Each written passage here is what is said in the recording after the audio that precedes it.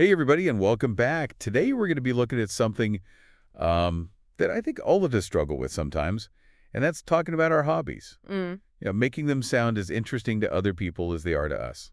Yeah, it's funny how something that we're so passionate about can suddenly feel like so hard to explain, Yeah, right? Like, how do you sum up all that joy and fascination in a way that other people's eyes don't just glaze over? totally. It's like those About Me sections on profiles. Uh-huh. Suddenly, you're staring at a blank page. Right. Like, wait, what even are my interests? Yeah. And it's not that we don't love our hobbies. It's just that sometimes it feels like either we're bragging or we sound super boring. Right. There's got to be a middle ground. Okay, so I'm all ears. How do we strike that balance? What makes someone's hobby talk actually interesting? I think it all starts with the why. Like, Yeah. why do you do this thing? What is the pull for you? When Mhm. you can articulate that it stops being just an activity. Right. It becomes part of who you are. That makes sense. Yeah. Like, I love painting. Mm-hmm. It's not just about, like, the end result.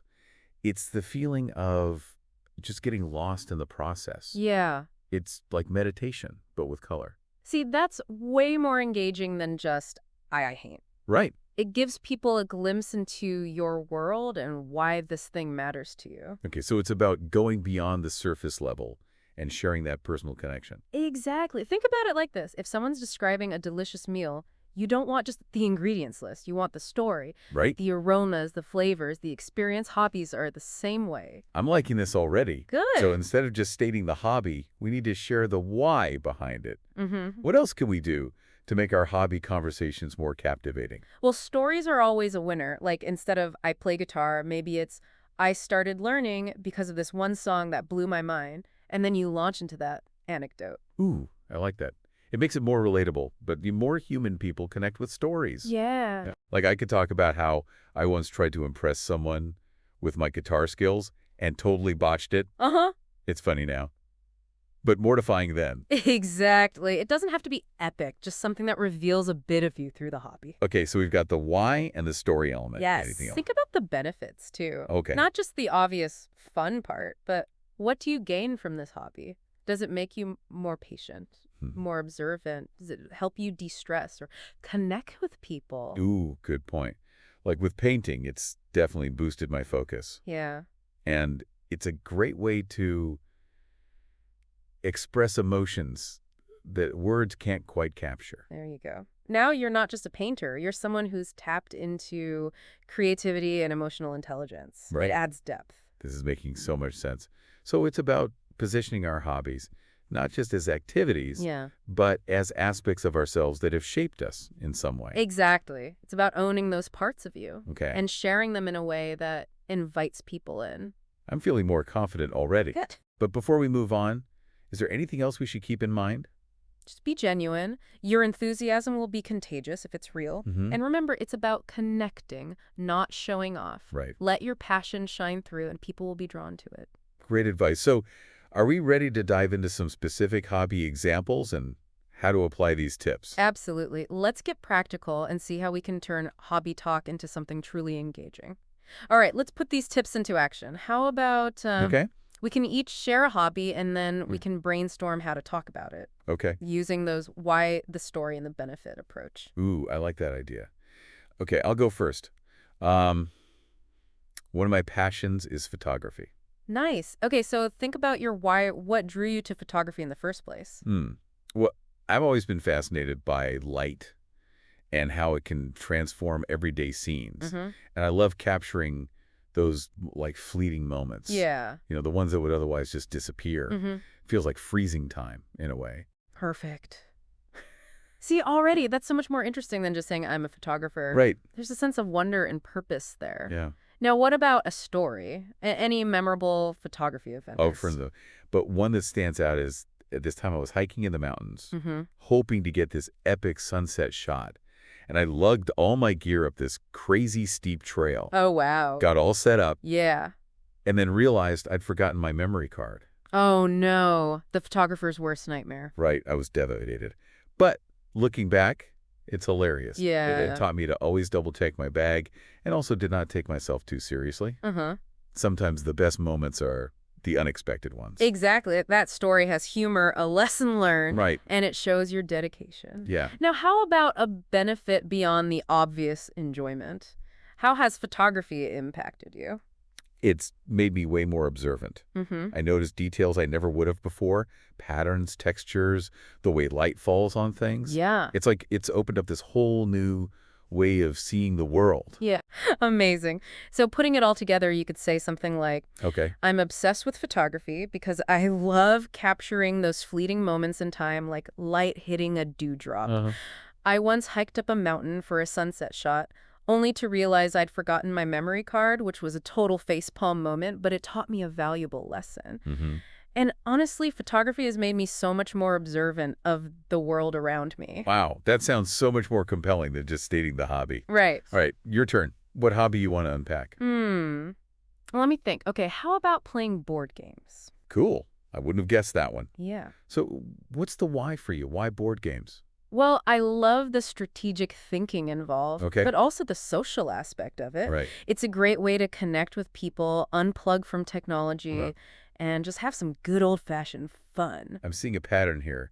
It's about more than just the activity itself, right? It's the deeper needs that it fulfills. Exactly. Now, for a story, Okay. this one time I was playing this really complex strategy game with some friends. Okay. We were hours and the tension was high, Mm-hmm. and I made this bold move that completely backfired. Oh, no. Everyone was in stitches, and I ended up losing spectacularly. Huh. Sounds like a good learning experience, though. What was the takeaway? Humility, mostly. You know, it reminded me that it's okay to take risks, even if they don't always pay off. Yeah. And sometimes the most fun comes from those epic fails. So true. Okay, last piece. What's a benefit of playing board games that people might not expect? For me, it's definitely improved my decision-making skills. Okay. You have to think ahead, weigh different options, and anticipate your opponent's moves. Right. And those skills translate surprisingly well to other areas of life. Interesting. Okay, let's put your board game pitch together. What would you say? I could say something like, I'm a total board game geek. Okay.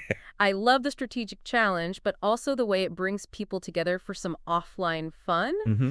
I once made this disastrous move in a game that had everyone cracking up, but it was a good reminder that it's okay to take risks. Yeah. Plus, I swear all that strategizing has actually made me a better decision maker in real life. Nailed it. See, talking about your hobbies doesn't have to be awkward or boring. Right. It's all about finding those personal nuggets that make them come alive. Exactly. And remember, it's a skill you can practice. Yeah. The more you do it, the more natural and engaging it will become. Okay, so we've talked about painting, photography, and board games. I'm ready to hear from our listeners now. Yes, we'd love to hear about your passions and how you make them shine in conversations. Okay, so we've covered a lot of ground today, but how do we actually start these conversations about our hobbies? It feels a little weird to just randomly announce to somebody like, hey, want to hear about my passion for underwater basket weaving? Right, like timing is key. It's got to feel natural, not forced. Exactly. So how do we weave it in without sounding like we're hijacking the conversation? I think you got to think about, finding the right opening in a song. Okay. You know, someone might mention something that sparks a connection to your hobby, and that's your cue. Okay, give me an example. Let's say you're at a gathering, and someone's talking about how stressed they are. Mm-hmm. That could be your chance to chime in with something like, you know, pottery has been a lifesaver for me when it comes to de-stressing. Okay. And then you're off to the races. I get it. It's about being a good listener and finding those organic links to your own passions. Precisely. Or maybe you're chatting with someone new and they ask, what do you do for fun? Right. That's a classic opening. Okay. But instead of you saying, I knit it, I could say something like, I love knitting. It's so meditative, and I get a real sense of accomplishment from creating something with my own hands. Exactly. You're sharing the why, and that's what makes it interesting. Right. Okay, so casual conversations make sense. But what about more formal settings? Is it ever appropriate to bring up hobbies in a job interview? Definitely, but you've got to be strategic about it. Okay. Think about the skills your hobby demonstrates. Right. And how those align with the job you're applying for. So if I'm applying for a design job and my hobby is woodworking, Uh-huh.